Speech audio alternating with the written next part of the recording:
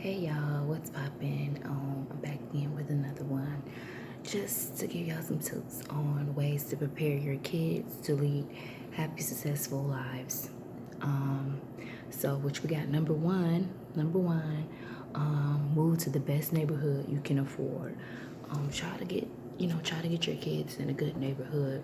That way they won't grow up to a bad neighborhood. They can grow up to be somebody. You know what I'm saying? Like that's where it all starts. You want them in a good environment. It doesn't have to be too hot as long as it's something that's gonna have them living better. You know what I'm saying? Because if they're in a bad environment, they're not gonna get nowhere. I'm just giving y'all that heads up. But number two, become a happier and less stressed person yourself. So as a parent, you have to be less stressful. Don't be stressed out around them because it's likely to wear off on them. Adults thrive in business when they are happy and less stressed. Happy parents are more likely to have happy children. Just growing up, me seeing my mother stressed and all that, and it affected me in the long run. And now I'm letting y'all know, or me as an adult, want to see my kids, you know, grow up positive and not stressed out. So I try to be as happy as I can around my son. So I have a son, and y'all try to be happy around y'all kids if y'all have kids. You know what I'm saying? Like, because if y'all stressed out or just talking to them nasty or any kind of way, they are likely going to be that person. You have to speak life into your kids, good things. You know what I mean? The children do not fare well if the adults aren't taking care of themselves in their relationships. That is true. Like, if y'all not y'all not having a good relationship, like they see the dad and the mom not having a good relationship, what makes you think that they're going to grow up and have that good relationship, unless they're trying to break out of that generation? You know what I'm saying? They're trying to break out of that bad generation that they see their parents always fighting, and as they grow up, they try it different, But you could do that, but 9 times out of 10 it might not work because that's all they constantly seen as they was growing up. A stressful parent or stressful parents, being negative, stressed out, because that's all they see. They grew up around it. When mothers are stressed with juggling work and trying to find time with kids, they may actually be affecting their kids poorly, which that's kind of true. And I'm a vouch for that one because I was affected. I'm a witness, and I was affected as I was growing up. I've been through a lot, so I totally agree with that message. And some people may not agree, some people may not agree, but I was affected, and now I'm trying to break out of it, and I'm learning, I'm growing as an adult. You know what I'm saying? I don't want my son to go through the same thing I went through. Emotions are contagious. Just know if you want through those emotions around your kids, it can affect them. Like, it's contagious, like being sick or in a virus or something.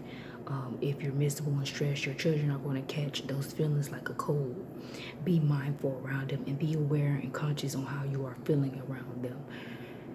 If you're mad or if you're sad or if you're stressed, they're going to feel that.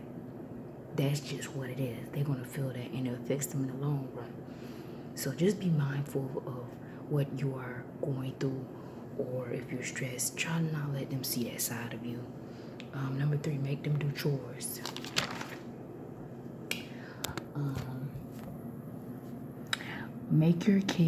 Number 4, make your kids read daily and learn math at an early age.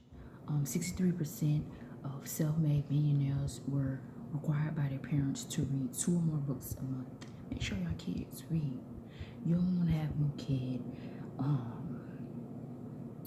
in the 5th grade on a level 1 reading, or in the 8th grade on a level 2 reading. You know what I'm saying? You gotta make sure that they're reading something every day, biographies or books that they are learning, ABCs. You know what I'm saying? Have them doing something every day, even if they don't have homework. You still have to have them reading a book or something. Have them some type of activity to do. You can have your kids read biographies, history, nonfiction, literary classics or hobby books, quiz them on the books they have read. Not encouraging your children to read daily is failing your kids. So you fail your kids if you're not, you're not teaching them nothing or having them read books. Teach them math skills starting young. Start them young, teaching them out, good math skills and all that. Number 5, set high expectations. Parents' expectations predicts their child's success in school. Number 6, praise them correctly.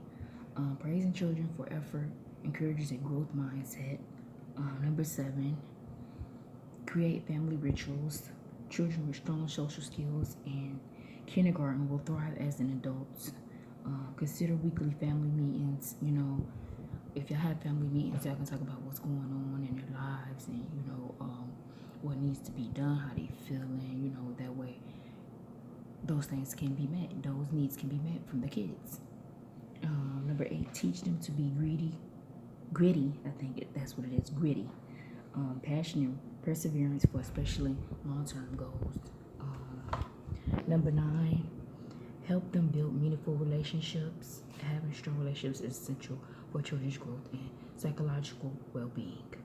Children who do not have meaningful relationships tend to perform poorly in school, are more likely to get in trouble with the law, and often develop psychiatric problems. I've seen a lot of kids grow up like that, having psychiatric problems and getting in trouble.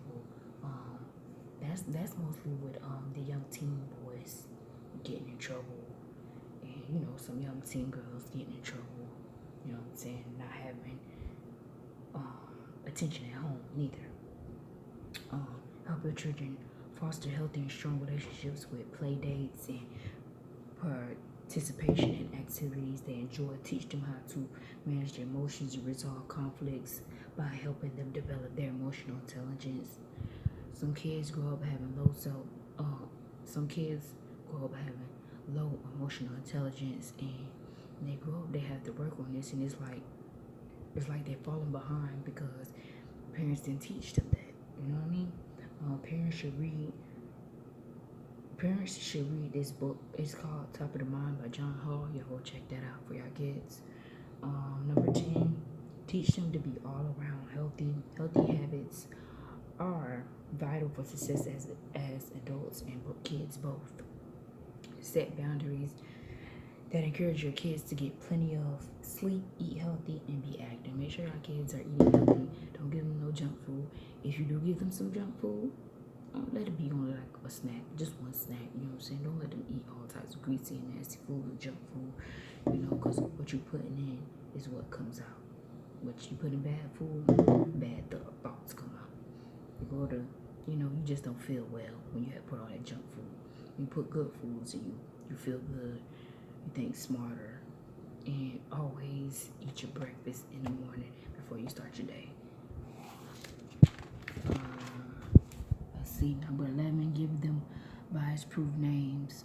Your name affects your success. Remember that now. Your name affects your success. And I don't heard of so many different names, weird names. You know what I'm saying? And I'm not even judging. It's just weird names. Like, who comes up with that type of name? Make sure the name has a meaning to them. If your name is common, you'll have a better chance of getting hired. Y'all hear that? You have a better chance of getting hired if you have a common name. Now, if you have a ghetto name, they might be less likely to hire you. And that's the truth. That's just reality, dude. That's just what it is. Number 12, encourage entrepreneurship. Teach your children how to invoice clients on their own. But yeah, that was some of the 12 ways to prepare for kids to lead happy, successful lives. And that's what I've been working on. To make sure my kid get a nice path in life, and try to teach him. Because you can't be playing out here. You just can't. But that was my take on that. That was my couple of notes that I wrote. Wanted to share with y'all. Y'all subscribe, and I'll be up with another video. Yeah, have a good Friday.